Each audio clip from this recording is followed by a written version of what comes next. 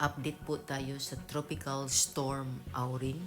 According to DOST Pag-asa, a severe thunderstorm capable of producing a tornado was detected over the eastern coast of Caguet, Bayabas, Tandag, and Cortes, Surigao del Sur at around 2 to 10 p.m. Sunday, February 21, 2021.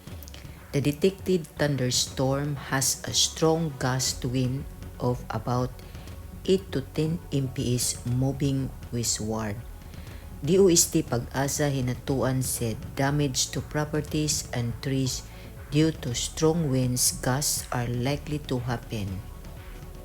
Via Alexander Lopez, DOST Pag-asa Hinatuan Facebook page. Magdasal po tayo for protection